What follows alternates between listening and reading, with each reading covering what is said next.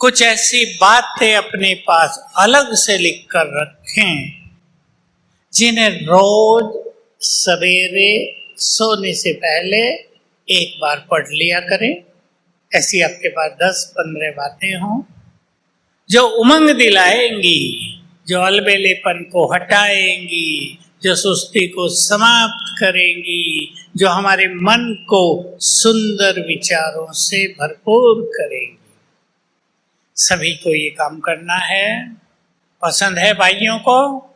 हाथ उठाओ जिनको पसंद है। बहनें, सबको करना है, क्योंकि आने वाला समय कुछ और है। मैं डराता नहीं हूं विनाश की बात सुनाकर, पर जो कुछ होगा वो तो होगा। हमें बहुत स्ट्रांग बनना है, निर्भय होना है। 3 बातें नोट कर लो, बहुत अच्छा अभ्यास करेंगे। साक्षी भाव बहुत इंपॉर्टेंट होगा। जो कुछ होगा वो होगा ही, उसको कोई टाल नहीं सकेगा। जो होगा वही एक्यूरेट है। संसार का खेल एक्यूरेटली चल रहा है, कोई चेंज होने की गुंजाइश नहीं। सुंदर खेल है और सबको याद रखना होगा, जाने का समय है। फरिश्ता बनकर जाएंगे, देवता बनकर आएंगे। अपने 5 स्वरूपों को स्मृति में दिलाना है स्वयं को। साक्षी भाव। हर आत्मा अपना अपना पार्ट बजा रही है। सबके कर्मों का खेल अपना अपना है। बहुत अच्छी तरह याद रखना है। ये बातें लिख लेनी चाहिए। ड्रामा की 5-7 बातें लिख कर रखें, रोज पढ़ें तो अचल डोल स्थिति बनेगी। दूसरी बात, जो खेल इस संसार में चलने जा रहा है उसमें युग बदलेगा, पापात्माएं वापिस, पुण्य आत्माएं, महान आत्माएं साक्षात्कार मूर्त बनकर सभी को साक्षात्कार कराएंगी।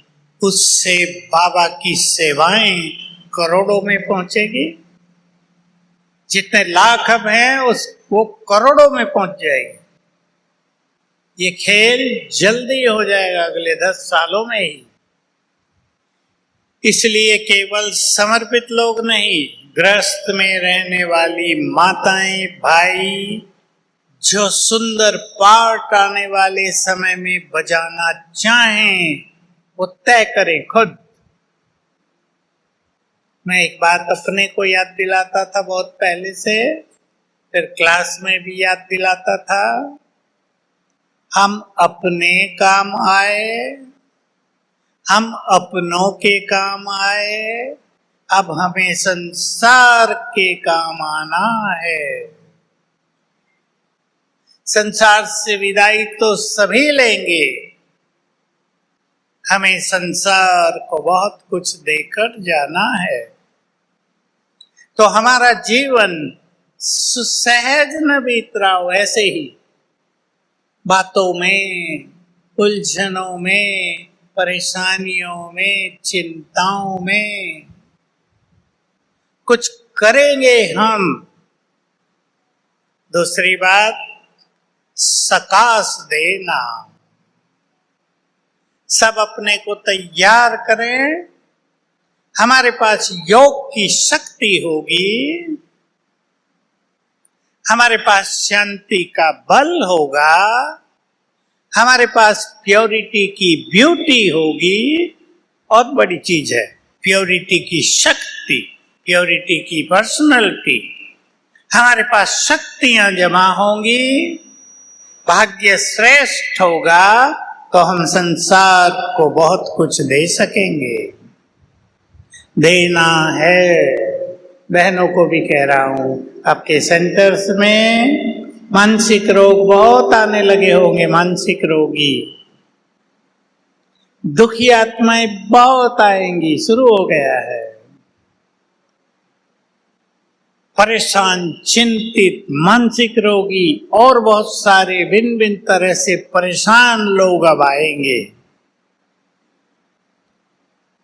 उनको राहत देनी होगी। वो केवल ज्ञान से नहीं होगा, ज्ञान तो लोग सुनेंगे ही नहीं ज्यादा।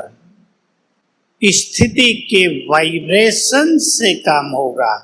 तो दूसरी बात है सकाश देना। बहुत प्रैक्टिस करेंगे।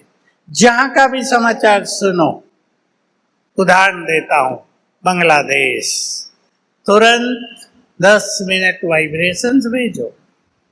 लंदन, तुरंत 10 मिनट वाइब्रेशंस भेजो। कनाडा, 10 मिनट वाइब्रेशंस भेजो। अब ये होता ही रहेगा रोज। जापान में बहुत बड़ा भूकंप हुआ है, बड़ा है वो। सकाश देने की आदत हो। ये नहीं हम अपने में ही उलझे हों। बहुत ध्यान देंगे इस शब्द पर। मैं अपने लिए रखा था बहुत साल पहले ये एक संकल्प। मेरा संगम युग का जीवन उलझनों में, बातों में ऐसे वैसे ही नहीं बिताना है। आए हैं तो सब कुछ लेकर जाएंगे। जीवन बलिहार किया है तो सब कुछ प्राप्त करके ही घर जाएंगे। संकल्प करेंगे सभी। तीसरी चीज जो और इम्पोर्टेंट है और बहुत सिंपल है, सबने हजारों बार सुनी है, मैं उसको चाहता हूं सभी नशे में ले आओ। कौन मुझे साथ दे रहा है? किसने साथ देने का वायदा किया है? कौन हमारा साथी बना है? केवल संकल्प से काम नहीं चलेगा। भगवान हमारा साथी है, प्रैक्टिकल उसके साथ के अनुभव करने हैं। साथी है, इसको अपने नशे में ले आना है। भगवान साथी है, निश्चिंत होने का स्वरूप दिखाना है। भगवान साथी है, निर्भयता होनी चाहिए जीवन में। तो कौन मुझे साथ दे रहा है? मैं देख रहा था एक छोटी सी क्लिप। आप में से कईयों ने वो कहानी सुनी होगी, नहीं तो सुन लें। अंगुलीमाल डाकू था महात्मा बुद्ध के समय। उसका संकल्प था 100 अंगुलियों की माला पहनूंगा तो विशेष सिद्धि मिल जाएगी। तो जिसको मारता था अंगुली काट लेता था, माला बनाता था। बताया तो ये जाता है कि वो गुरुकुल में बहुत होशियार स्टूडेंट था, लेकिन उसके साथ कुछ ऐसा वैसा कर दिया। वो ब्राह्मण नहीं था, ब्राह्मणों को गुरुकुल में पढ़ने का अधिकार था, उसको निकाल दिया गया। जब वो रास्ते में जा रहा था, सोचा अब घर तो जा नहीं पाऊंगा, जंगल में ही रहना है मुझे। अब डाकू बन गया। किसी डाकू ने उस पर वार किया था। अब वो बहुत एक्सपर्ट था, गुरुकुल में विद्या लेकर आया था शस्त्रों की। उसने उसकी तलवार छीन ली, उसको मार दिया, कहा बस अब यही मेरा रास्ता है। महात्मा बुद्ध, मैं देख रहा था, वो क्लिप थी, तो मैंने कहानी सुनाई आपको। जो राजा की सेना थी वो भी उसका कुछ नहीं कर पाती थी, क्योंकि वो जंगल में था, छुप जाता था। महात्मा बुद्ध को लोगों ने रिक्वेस्ट किया कि आप जाओ, इसको सन्मार्ग दिखाओ। महात्मा बुद्ध अकेले जाते हैं, वो देखते ही दौड़ के आता है और जोर से आवाज करता है, ऐ सन्यासी रुक जाओ। महात्मा बुद्ध चलते रहते हैं, 3 बार आवाज दी गुस्से में, रुकता है या नहीं रुकता।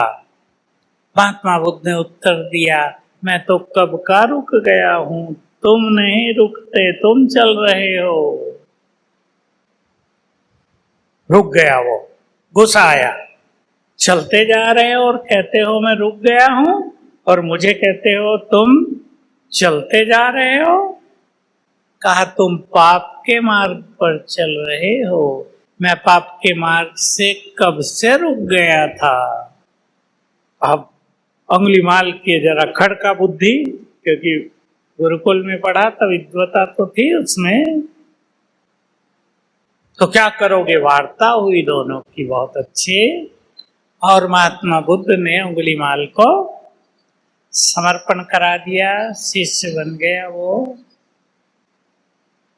मैं सोच रहा था, पहले भी सोचता था, हम लोग की हिंदी में ये बात छोटी क्लासेज में ही आ गई थी, 5वीं 6ठी क्लास में। मैं सोचता था तब महात्मा बुद्ध के पास क्या था जो अंगुलीमाल जैसे खूंखार डाकू को वश कर लिया। ज्ञान में आए, बाबा की बातें देखी सुनी, बाबा को देखा तो समझ में आया ये प्रभाव था उनके वाइब्रेशंस का। वाइब्रेशंस देते ही अंगुलीमाल को रियलाइज होने लगा तुम गलत मार्ग पर हो, उसका देवत्व जागृत हो गया। हम भी, ये कहानी मैंने इसीलिए सुनाई, अपने वाइब्रेशंस को इतना सुंदर करें, पावरफुल, प्योर, शुभ भावनाओं से भरे हुए, रहम के वाइब्रेशंस हों, तो दूसरों को आत्मिक दृष्टि देते ही उनका सब कुछ बदलने लगेगा। सबको करनी प्रैक्टिस, माताओं को करनी है। हाथ उठाओ जो करेंगे, पहले अपने बच्चों पे करेंगे। ये मेरे बच्चे हैं, इस दैहिक दृष्टि से नहीं देखना, आत्माएं हैं, देवकुल की आत्माएं हैं। ये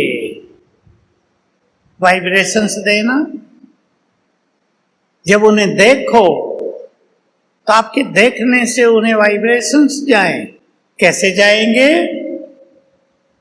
मैंने बाबा की साकार मुरली से ये बात नोट की थी बहुत पहले, और बहुत सुनाई है, आपने सुनी होगी, केवल प्रैक्टिस की बात है।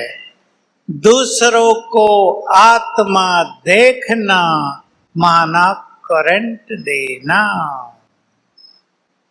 हमने दूसरों को आत्मा देखा और हमारे वाइब्रेशंस जाने लगे।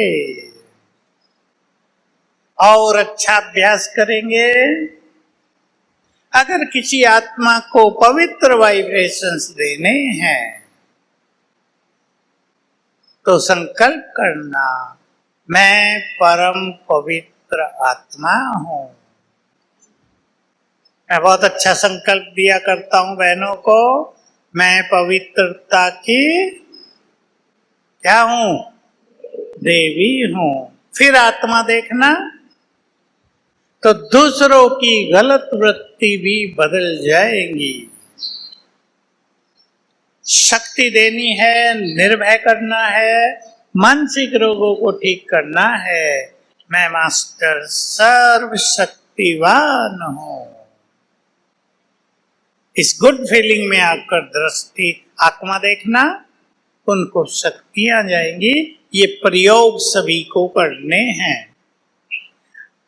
और इस सभा में जो बहुत पवित्र आत्माएं बैठी हैं, उनके लिए मैं एक और सुंदर बात कहता हूं।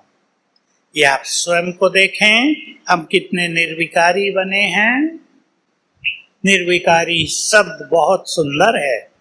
ब्रह्मचर्य, पवित्रता, फिर निर्विकारी स्थिति, जिसमें कोई भी व्यर्थ संकल्प न रहे, कोई भी ईर्षा द्वेष पर चिंतन, तेरा मेरा ईगो कुछ नहीं। वह संपूर्ण निर्विकारी स्थिति। मैं सुनाता हूं कभी कभी वो बात जो बहुत पवित्र है, या पवित्रता पर जिनका बहुत ध्यान है, वो ये अभ्यास करेंगे। सुने बाबा की बात। ये बात मुरलियों में तो नहीं छपी है, सन 75 की बात है। राखी का दिन था।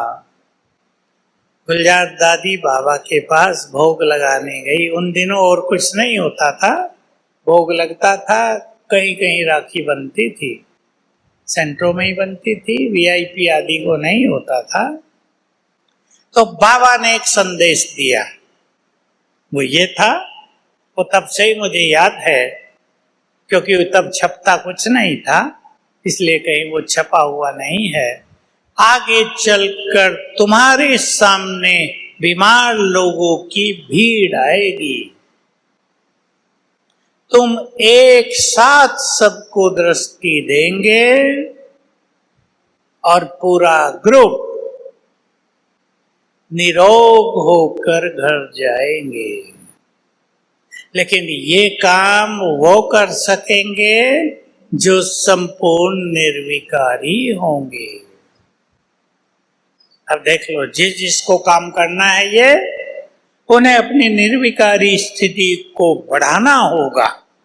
मैंने 3 बातें बता दी आपको, ब्रह्मचर्य, पवित्रता और निर्विकारिता।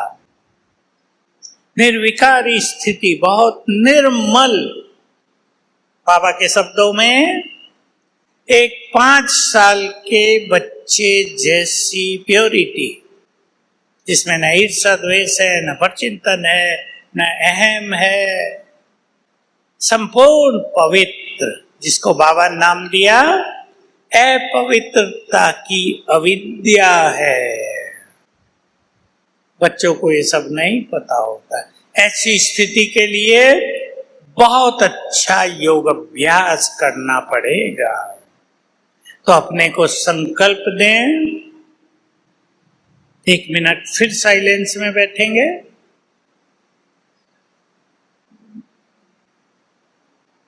अपने से बातें करें। मैंने पवित्रता का मार्ग अपनाया है। अपने से बातें कर रहे हैं। मैंने भगवान की आज्ञा अनुसार स्वेच्छा से ये पवित्रता का पथ चुना है।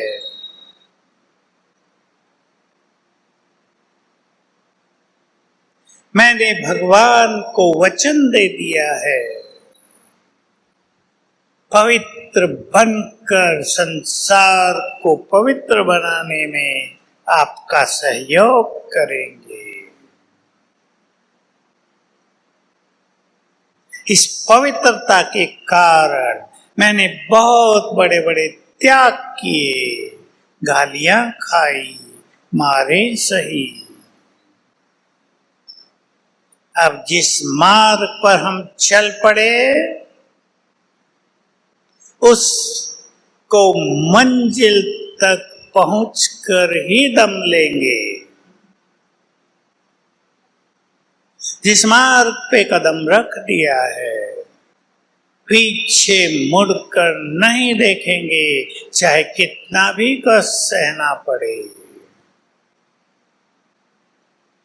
पवित्र बनने के बाद छोटी बातों में अपनी संकल्प शक्ति को नष्ट नहीं करेंगे। ओम शांति।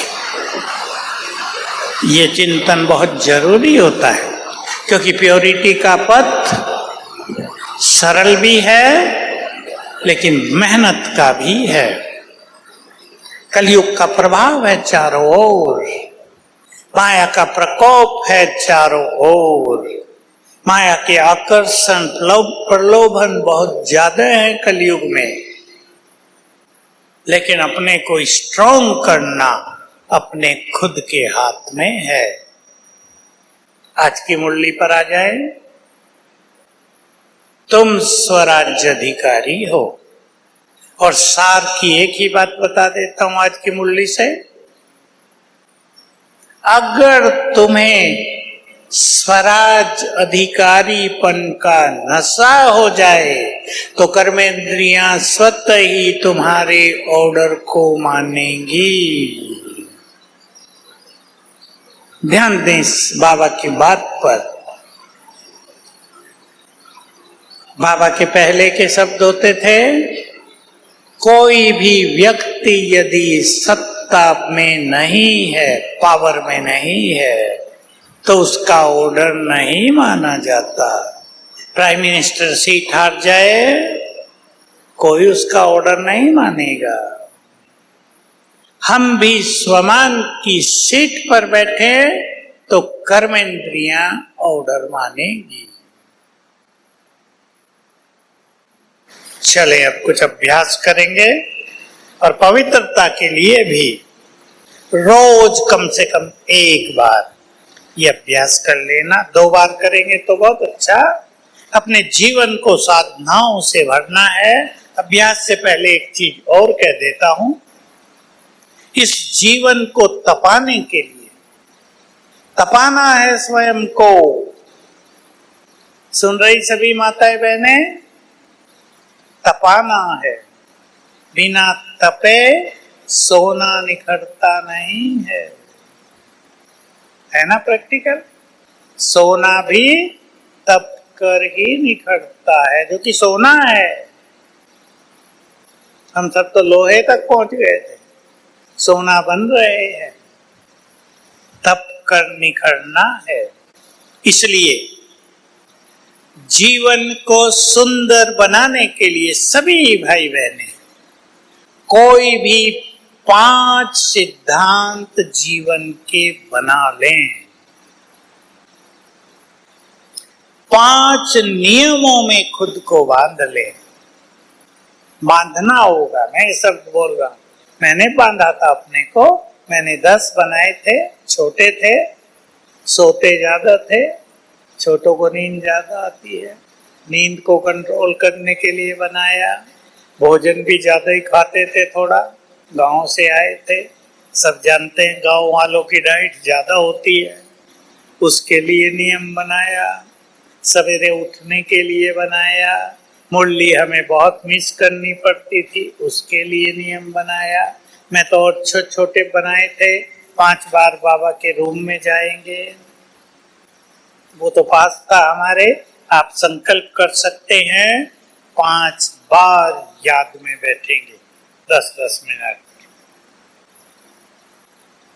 टाइम वेस्ट नहीं करेंगे, पर चिंतन नहीं, नियम बनाए। नियमों में खुद को बांधना बहुत आवश्यक है। आप मोबाइल का भी नियम बना सकते हो।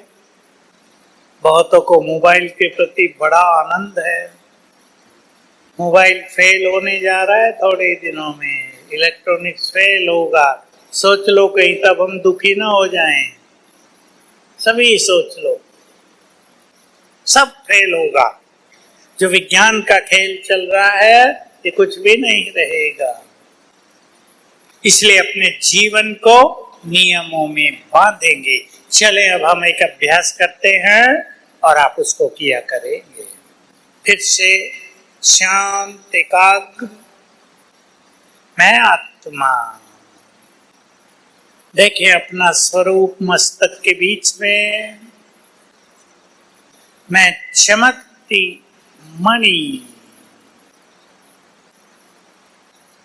मैं बहुत तेजस्वी आत्मा।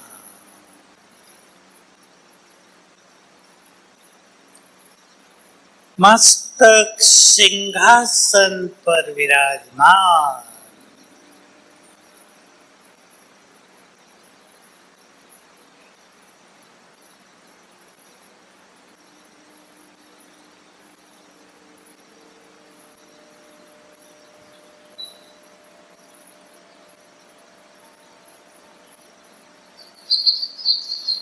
बिल्कुल क्लियर देखें अपने को।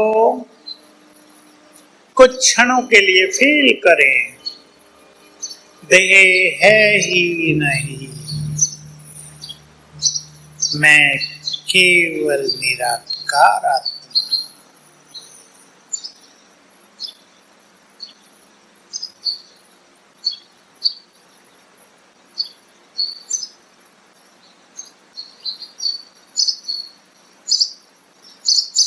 मैं ईश्वरीय शक्तियों से भरपूर हूं।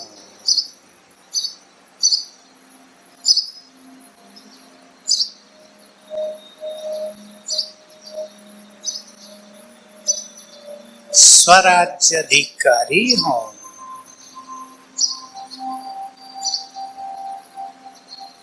परम पवित्र हूं।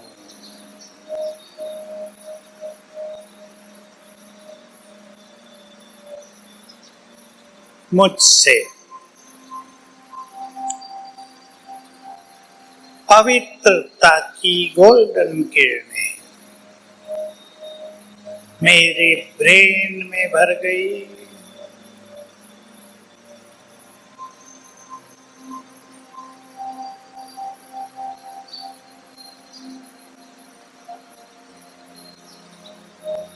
मेरे पूरे शरीर में फैलने लगी।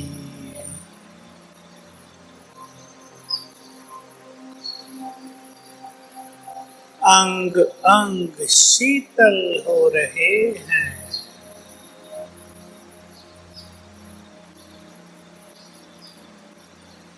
अंदर देखें अपने, चले अंदर की यात्रा की ओर।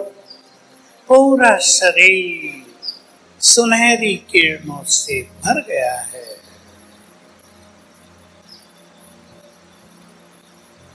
अंग अंग शीतल और सुगंधित।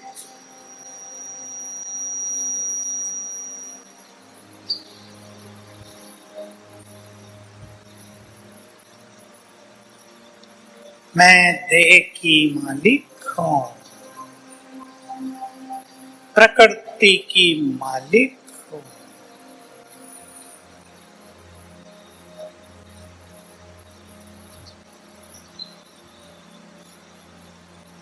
ओम शांति।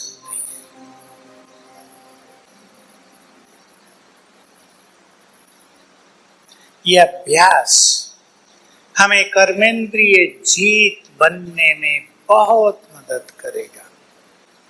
बाबा ने तो सार की बात कह दी, नशा हो जाए मैं स्वराज्य अधिकारी हूं तो कर्मेंद्रियां वश में हो जाएंगी।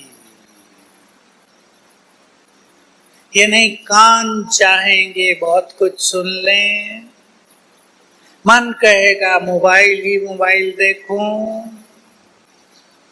गंदी चीजें देखूं, व्यर्थ की बातें सुनूं, कंट्रोल हो जाएगा ऑटोमेटिक। नो, अंदर से आवाज आएगी नहीं, इसकी जरूरत नहीं है।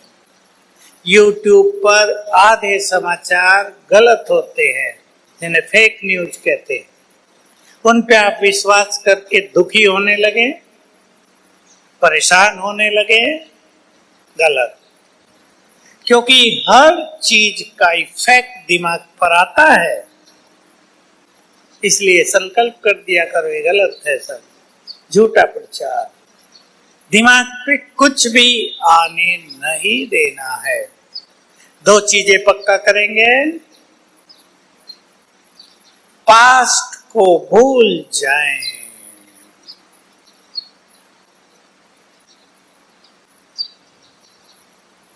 वर्तमान और भविष्य में जो कुछ इस संसार में होगा उसका इफेक्ट दिमाग पर नहीं।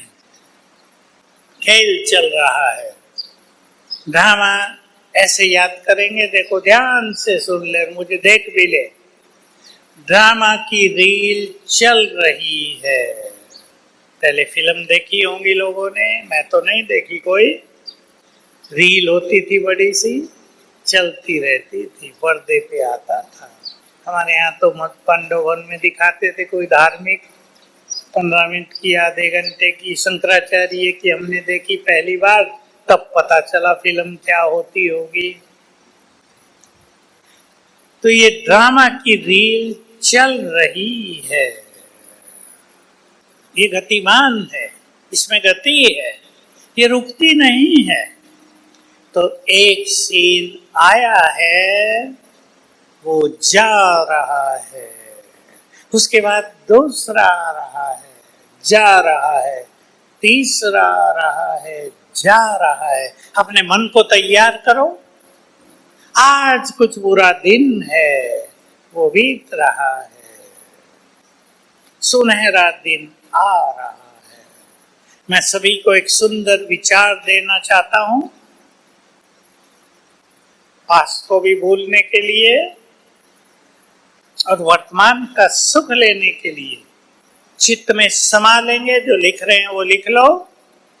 मेरे सुंदर दिन आ रहे हैं। आ तो गए, पर किसी को लगता अभी तो आए नहीं। लड़ाई झगड़ा है, घरों में समस्याएं हैं, मन में युद्ध है, परेशानी बहुत है। कोई कह रहा था, मुझे प्रश्न पूछा, बाबा कहता है मैं भाग्य विधाता, तुम भी बहुत भाग्यवान हो, वाह मेरा भाग्य कहा करो, हम तो मुसीबतों में हैं। बाबा को कहते हैं, कहाँ क्या तुमने भाग्य दिया हमें? मैंने कहा, बाबा कोई दोष दे रहे हो, काम तुमने किए। भाग्य का निर्माण किसने किया? हर मनुष्य ने स्वयं। जो कुछ हमारे सामने है, याद रखेंगे। एक बहुत सुंदर गीत है भक्ति का, मैंने तो उसको अपनी वो ट्यून बना लिया है। फोन आते हैं, ट्यून बजती है ना, क्या कहते हैं उसका, रिंगटोन। तो वो गीत है बहुत अच्छा। रचा है जिस प्रभु ने सृष्टि को, वही तो इसको चला रहा है। और दूसरी लाइन बहुत सुंदर है, आप याद रखेंगे। चित्त शांत रहेगा, जो पेड़ तुमने लगाया था, उसी का फल तो तुम खा रहे हो। जो पेड़ लगाया तुमने पहले, उसी का फल तो तुम खा रहे हो। इसलिए हमें फल मिल रहा है, जो पेड़ हमने लगाया था। अब सुंदर बीज डालेंगे तो सुंदर फल मिलेगा। तो याद रखेंगे, मेरे सुनहरे दिन आ गए हैं और सुनहरे दिन आ रहे हैं। ये खेल चल रहा है, गतिमान है, इसलिए दुखी नहीं होंगे, पास्ट को भूल जाएंगे। गया वो तो पास्ट चला गया है। कई लोग पास्ट में रहते हैं, इसने मुझे ये कहा था, इसने मेरे से ये व्यवहार किया था, इसने मुझे आगे बढ़ने नहीं दिया था, इसने मुझसे ये किया, इसने ये, उसमें जीवन न बीते। भगवान ने मुझसे क्या किया, उस चिंतन में समय बीतना चाहिए। अब मैं आपको एक और सरल और सुंदर बात की ओर ले चलता हूं। बहुत सरल है, अति सरल। जो पेड़ हमने लगाया था, उसी का फल अब हम खा रहे हैं। अब हमें सुंदर बीज अंतर मन में बोने हैं। हमारी ये जीवन रूपी खेती, जिसमें कर्मों की फसल, हम सुंदर पेड़ लगा रहे हैं। मैं आपको ले चलूंगा इस गहन चिंतन की ओर।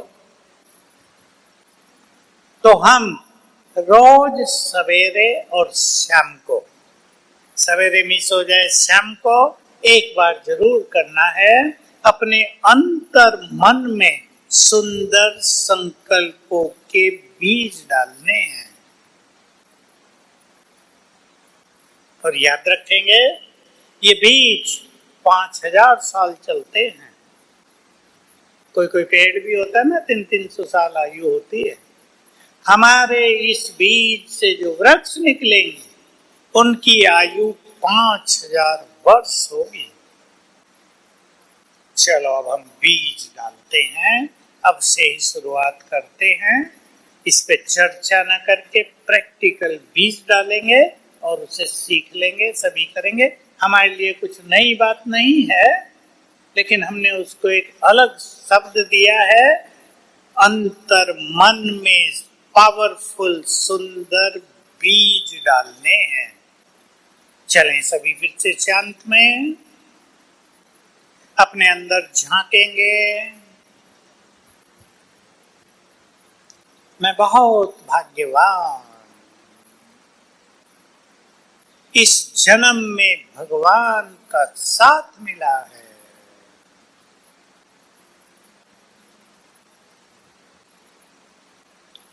जब मेरी 5000 वर्ष की यात्रा पूरी हुई, भगवान आ गए मेरे जीवन में, जीवन साथी बनकर समा गए। जीवन की यात्रा में मेरे खुदा दोस्त बनकर आ गए।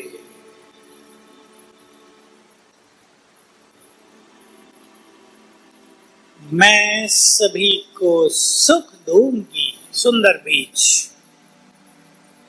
मैं सभी को सुख दूंगा।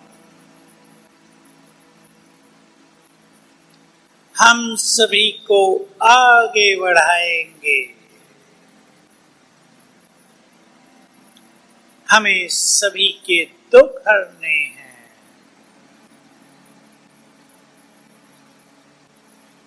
हम भाग्य विधाता की संतान हैं।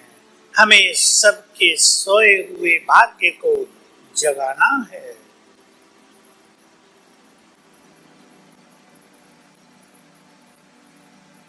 देवकुल की अनेक आत्माएं कलयुग की काली रातों में राहें भटक चुकी हैं। मुझे उन्हें भगवान से मिलाना है, उनके देवत्व को जगाना है। मेरे पवित्र संस्कार उनके पवित्र मूल संस्कारों को जागृत करेंगे। मुझे अपने घर को तीर्थ बनाना है। मुझे अपने घर में सुंदर वाइब्रेशंस फैलाने हैं। मुझे अपने घर को निर्विघ्न बनाना है। मैं अकेली ही काफी हूं, क्योंकि मेरे साथ स्वयं भगवान है।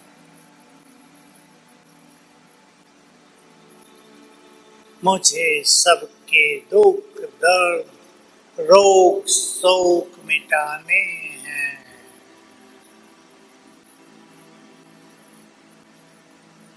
ओम शांति। ये सुंदर बीज हैं। कलयुग में लोग अच्छे बीज नहीं बो रहे हैं। कलयुग में क्या सोचते हैं, मेरे पास बिजनेस वालों की बहुत बातें आती हैं। माल दे दिया है, पेमेंट कर नहीं रहा है। फोन करते हैं तो कहता है दे देंगे ना, हम कहीं भाग थोड़ा ही रहे हैं, हम सब दे देंगे। देने का कोई इरादा नहीं। अगर कोई ऐसा करता हो बहुत बड़ी गलती कर रहा है। सब कुछ देना पड़ता है। इसलिए रोज एक बार अपने चित्त में सुंदर संकल्पों के बीज डालने हैं। खुद सोच लेंगे क्या क्या बीज मुझे डालने हैं। सभी को अपने घर घर को मंदिर तीर्थ बनाना है। माताएं अगर ये संकल्प कर लें तो स्वयं में बहुत चेंज आ जाएगी, क्योंकि तीर्थ वही होता है जहाँ इष्ट देवी रहती हो।